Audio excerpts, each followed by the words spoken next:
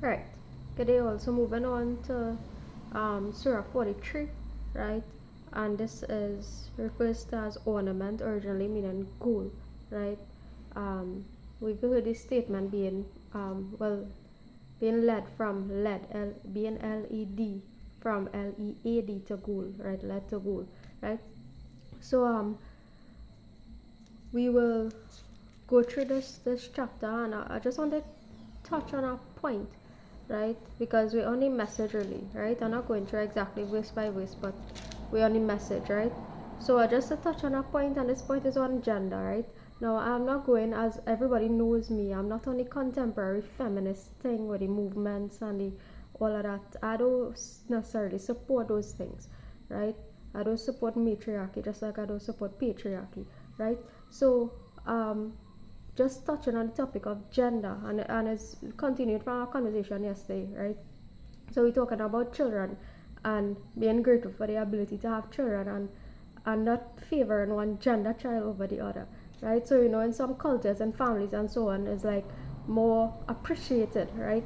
If you have, or valued, right, or worth more if you have a gender of sex, right, who is that's male, right, boy, male, as the case may be, right? So we're talking about valuing and attributing equal value to your children, right, or potential children, regardless of their gender, right? Attributing equal value to your child, right, regardless of their gender, right? Right. So the book talks about people's face being suppressed by grief, right? When if they find out, oh well, you have a girl child and so on, and it's a typical thing in cultures throughout the world, right? So this is something that we want to kind of move away from, right? By knowing the inherent value of a soul or a person, a child as a child, right? Regardless of their gender, regardless of perceived gender norms, all these things, right?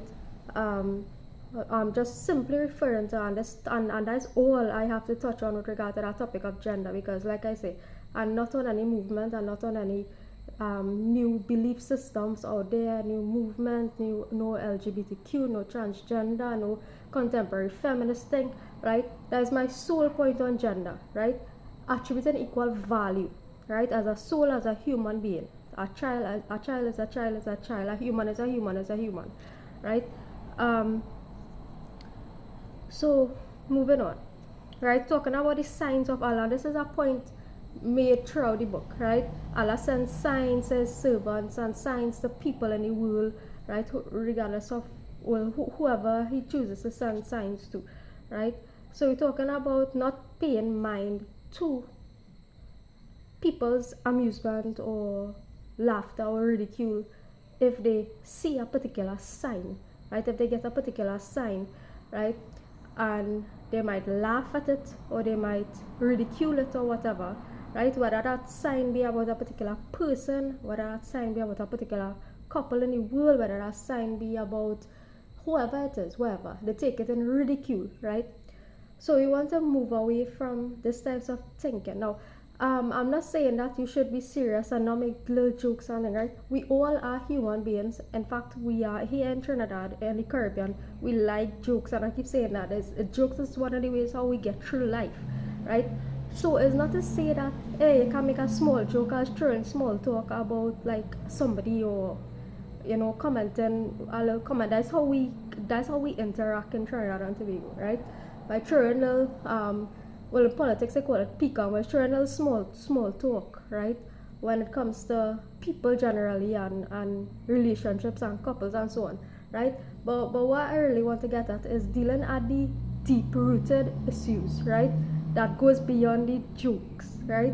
So nothing is wrong with the jokes, but some jokes is to take a step back and say, hey, there's an issue that's a little bit deeper here that I might have to deal with, right? There's an issue in this joke that's a little bit deeper here that I might have to unearth or uncover, right?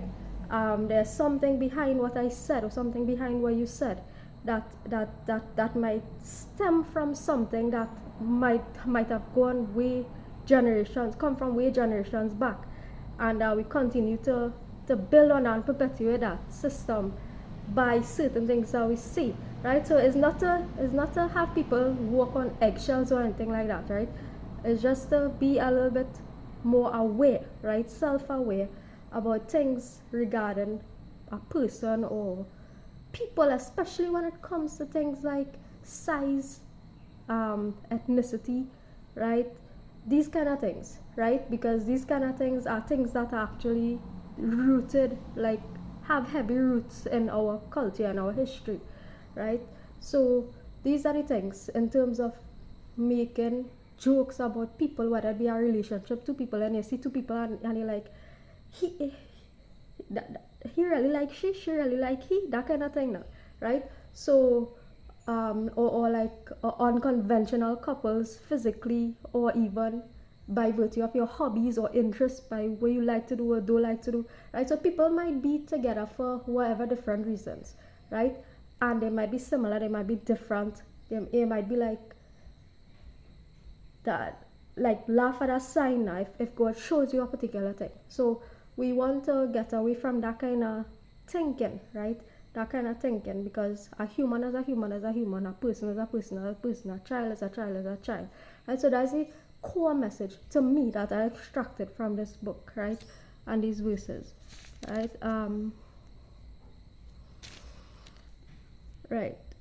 So leave people to converse vainly and amuse themselves, right? By whatever means or whatnot, right? Because some of us are a little bit more sensitive than others, right? Some of us could take jokes and pass off things. Some of us, these things linger with us and tend to have like further traumatic impacts and so on, right? So it's all about how we choose to navigate life and communicate with people, right? How we choose to navigate life, communicate with people, not communicate with people, right? All these things are tied into one, and all these things are actually reflective of principles in Islam, right? Communication, you talk, right? You talk about issues, right? Like I am doing here, right? So this is a form of counseling, right? To whoever it may need to hear it, right? It's a form of counseling to myself, right? So I listen back to my videos because I just need to hear back these things, right? When I speak, right? And I just speak here, right? And I build on points and so on. I listen back to my video, not because I find myself pretty and I like to watch myself, right? I do find myself pretty, but that's not the reason why I look back at my videos to watch myself, right? I actually look back because I need to hear the message again. I need to hear what I said again, right? So that's that, right? So continuing with this and this reiterating this point about invoking other gods apart from Allah, right? Those who you invoke beside him do not possess the power of intercession except though by Allah's permission, right? Do not possess the power of intercession except by Allah's permission, right? And the ones who you invoke other than Allah actually are the ones who testify to the truth, right? Testify to the message in the Quran. Testify that the message in the Quran is the truth, right? So that is what the ones who you invoke other than Allah does. They testify to the message of the Quran, right? They do not possess the power of intercession, meaning praying or interceding into the lives of anybody else, except by the permission of Allah, right? So those who try to make this last point is on peace, right? Making peace with people, right? You have disagreements with people, you realize you can't work out certain issues, arguments, whatever, certain things just keep repeating in circles when it comes to people, circumstances, things, life, conversations, right? You make peace, right? Pathways, peace be unto you, peace be unto us all, right? And separate pathways and continue on your journey, right? Because all of us, our journeys are not the same, right? Some of us are different places in our journey, depending on our emotional, psychological build up and makeup, right?